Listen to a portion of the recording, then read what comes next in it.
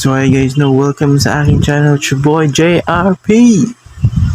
So ngayong araw ay ipapakita ko sa inyo kung paano ko hinihiwalay yung puhunan ko at yung kita ko sa aking maliit na tindahan. So ayun puhunan ko bawat products or bawat tinda ko. So dito sa aking maliit na tindahan medyo nakakalbo na. Kailangan ko na bumili doon sa Tiangge ng mga kakailanganin. Ubos na itlog, ubos na Milo, ubos na asin, ubos na noodles and chicken. Medyo kasi bumili ako ng isang araw ng mga biskwit ito marami kong biskwit ito mga candy, marshmallow. So sasabihin ko na paano natin kinukuha yung kita natin sa ating maliit na tindahan. So dito ito po ang ginagawa ko. Nililista ko bawat binibili, tapos iano ko lang pagkalista ko ay pag magsasara na ako, kinikwenta ko na kung magkano ang aking kinita sa bawat araw. Maraming bumili ngayong araw pero nakuha ko na yung kalahati. Ito. So ngayon dito naman tayo sa kalahati. Ito. Here from here. Yan na lang ang ating kita natin ngayong araw. So ito lang, meron tayong Mighty. 2 pesos yan. Wafrets 2 pesos din. 3 gum to. Sa bawat tatlong na bibili meron akong 2 pesos. So kaya 6 tatus piso lang. Biscuit wafret siguro to. Ito naging 9. Stick coffee piso lang ang aking nito. Sa 10 na to. 2 nips.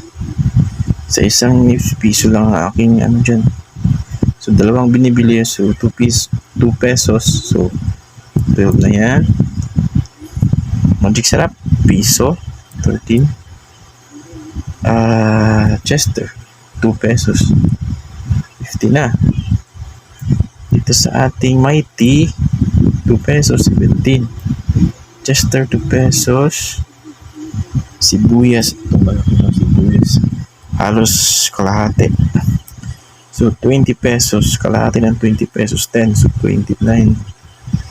19 plus 10, 29. So ano to? Hindi ko alam to Bagyan na lang natin to ng 2 pesos 31. Tops, Breeze. Okay. So 32 to 3 pesos yan Itong Tops 2 pesos. So 34. Dingdong. So piso lang yan. 35. 5 Chester. Laki to 10 pesos. So 45. 35 plus 10, 45. So Chester 2 pesos. 47. Biscuit 4 pesos. Dalawang biscuit 4 pesos. 51. 51. Isang Mighty 2 pesos. So 53. 2 Chester 4 pesos. So 57. 57 ang ating ngayon. Kita nga lang natin, check. Kasi kumita tayo ngayong araw, hindi tayo natalo. Uy! So 57 pesos. Tapos dito kukunin na natin dito sa ating sales. So ito 100. Parang wala ako 100. So minus 57. So 43 meter. Dito ko nilalagay ang aking kita. Dito sa maliit. Nako po, wala tayong So dito ko po nilalagay.